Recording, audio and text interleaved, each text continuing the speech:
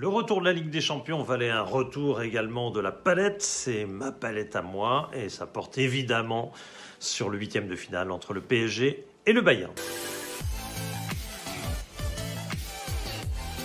Est-ce que ce PSG-Bayern a été un grand match? On peut en discuter. Il a été en tout cas insipide pendant un long moment où en tout cas les Parisiens ne jouaient pas leur rôle de sparring partner. Est-ce que Galtier s'est trompé sur la stratégie? La dernière demi-heure, les 20 dernières minutes pourraient le laisser penser.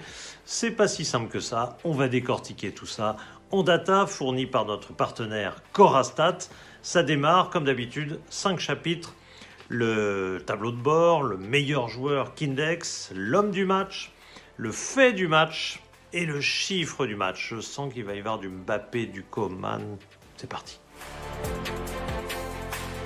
Et on commence notre tour d'horizon des chiffres Corastat par le tableau de bord. La tradition oblige. Un tableau de bord qui est un petit peu faussé, parce que comme vous l'avez vu, il y a eu 2 matchs en un seul.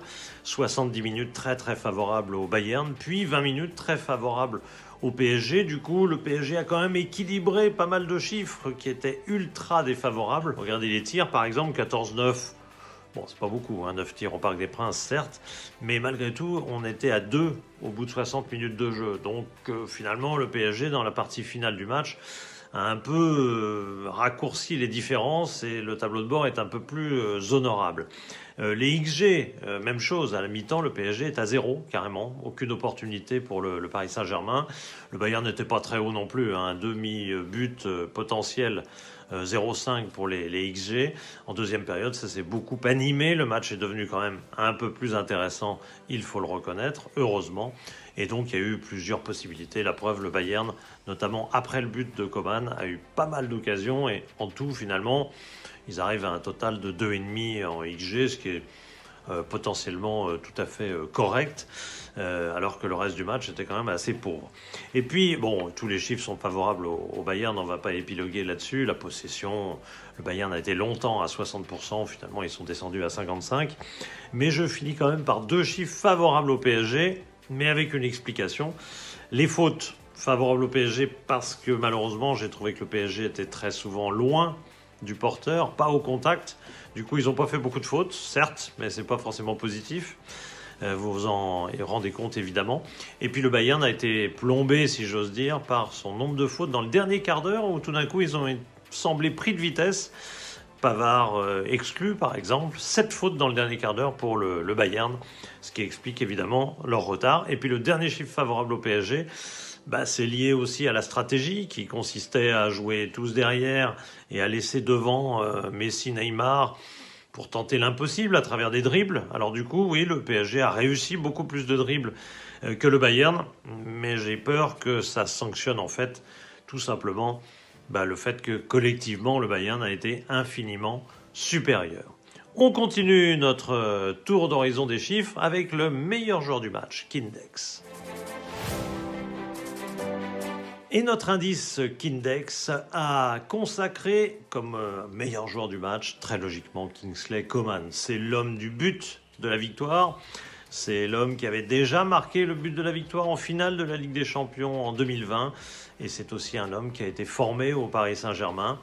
Kingsley Coman a été le héros de ce match et pas seulement pour son but. D'abord, on voit que finalement, il a été 3 fois au tir et qu'une seule fois, il a cadré, mais la bonne, aux dépens d'un Donnarumma pas impeccable sur le but.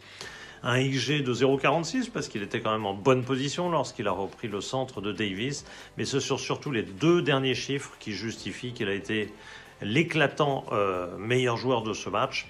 Avec 10 centres, avec 7 dribbles réussis, il est passé quasiment à chaque fois sur son côté. D'abord le côté gauche, il était en position de latéral avancé, mais très avancé. Et il est beaucoup passé aux dépens d'un Hakimi qui était diminué physiquement. Il est sorti à la mi-temps d'ailleurs, Hakimi. Et à la mi-temps, il s'est passé aussi un changement du côté du Bayern, c'est-à-dire que Davis est rentré. Du coup, Coman est passé à droite, sur un côté où il peut plus naturellement déborder et centrer, et sur un côté surtout où il a réceptionné ce centre du rentrant Davis pour marquer le but de la victoire. Carton plein donc pour Nagelsmann avec ce changement et surtout pour Coman, meilleur joueur du match, Kindex. Le fait du match maintenant, et évidemment, la rentrée de Kylian Mbappé a absolument tout changé dans cette rencontre. Kylian Mbappé a joué 37 minutes et on peut dire qu'il a littéralement transfiguré le PSG, pas seulement par sa propre production, mais on a senti que tout le reste de l'équipe, eh bien, tout d'un coup se projetait, tout d'un coup allait de l'avant et tout d'un coup devenait l'équipe qui recevait le Bayern et qui théoriquement devait sur ce match faire une différence ou en tout cas se présenter en meilleure position en vue d'un match retour à Munich. Eh bien, la rentrée de Mbappé a été un fait majeur, c'est déjà un fait médical majeur parce que c'est très étonnant qu'il ait pu rentrer aussi peu de temps après une blessure musculaire à l'arrière de la cuisse. Et on a fait des miracles du côté du PSG. Et puis, à l'arrivée, son entrée, et pourtant on l'a senti un peu diminué dans certains chiffres. Il n'a pas réussi de dribble, et il n'a pas réussi de centre. On peut dire que dans le jeu, il n'a pas été... on sentait qu'il était un peu diminué. Par contre, il a fait quelques accélérations foudroyantes.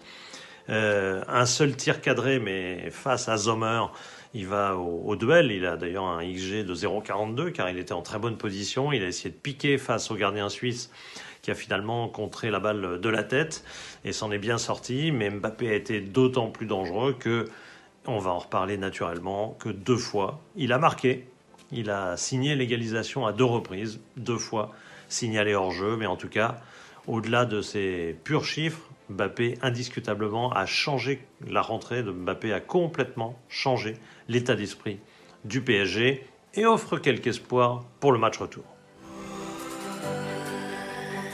L'homme du match maintenant, alors évidemment Coman et Mbappé auraient pu faire partie de cette catégorie, Kimmich également avec son calme et les 88 passes qu'il a réussi, voire Messi avec les 5 fautes que les Munichois ont été obligés de faire sur lui, les 4 dribbles qu'il a réussi et l'Argentin aurait pu être mieux servi par un schéma de jeu un peu plus ambitieux du PSG et il aurait pu aussi être le héros en transformant l'occasion qu'il a eue. Et puis finalement j'ai préféré comme symbole de la révolte parisienne consacrer Nuno Mendes. Le latéral portugais a été assez essentiel dans la révolte. Il a actionné ses jambes ultra rapides et il a fait très mal à la défense munichoise. C'est lui d'ailleurs qui a offert la superbe occasion à Messi. C'est lui aussi qui en débordant a offert le but à Kylian Mbappé, le but qui a été ensuite refusé puisque Nuno Mendes était hors jeu d'un bout de nez, enfin pas grand-chose, un petit bout de pied, une tête qui dépassait légèrement. Bref, Nuno Mendes aurait pu être le héros avec les centres, les dribbles réussis, les centres, 3 centres, les fautes qui ont été commises sur lui. Et vous constaterez que le seul bémol, c'est que lui, le latéral gauche, n'a récupéré que 8 ballons. C'est un peu le symbole de cette équipe parisienne qui, quand même, pendant 70 minutes, ne pouvait pas faire grand-chose. Et Nuno Mendes lui-même, sur son côté gauche, n'a pas pu endiguer les actions du Bayern pendant bien longtemps. Il a fallu cette fin de match relevée et épicée pour permettre à Nuno Mendes donc d'être finalement, pour moi, l'homme du match. Et pour finir, le chiffre du match, ce sera 2. Alors vous allez me dire peut-être pour les 2 buts que le PSG devrait marquer au retour pour se qualifier éventuellement. Non, tout simplement 2 pour les buts. Les 2 buts, les 2 hors-jeu qui ont changé un peu le destin de ce match. Kylian Mbappé a marqué 2 buts, 2 fois signalé hors-jeu et évidemment ça change beaucoup de choses. Certes, dans le football moderne, on sait que les victoires à l'extérieur sont courantes et que le handicap n'est pas si considérable que ça. Rappelez-vous, la dernière fois que les 2 équipes se sont affrontées en 2021, le Bayern avait gagné au Parc, le match retour, il est vrai, alors que le PSG avait gagné à Munich. Donc finalement, les victoires à l'extérieur sont devenues monnaie courante. Ça a d'ailleurs valu à l'UEFA une réflexion sur les buts à l'extérieur et de supprimer cette règle. À mon avis, c'est une bonne décision de supprimer cette règle.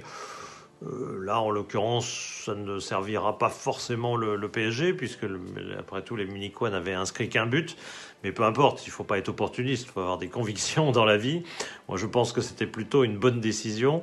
Mais revenons à ce match, à ce chiffre, donc, les deux buts qui manquent au PSG pour faire un résultat qui lui aurait permis d'attaquer le match retour quand même dans une bien meilleure position. Et puis, il y a un autre chiffre quand même qui va conclure ces 3, parce que c'est 3 semaines maintenant entre ce match aller et ce match retour, et ça change tout. Le PSG est bien placé pour en parler. Il est arrivé en 8e de finale que le match aller offre des très très bonnes possibilités. Une fois 4-0, une fois 2-0, enfin des résultats très favorables qui malheureusement au match retour ont complètement tourné en eau de boudin et ont très très mal fini, ont tourné en remontada d'ailleurs. Bon, n'en parlons plus.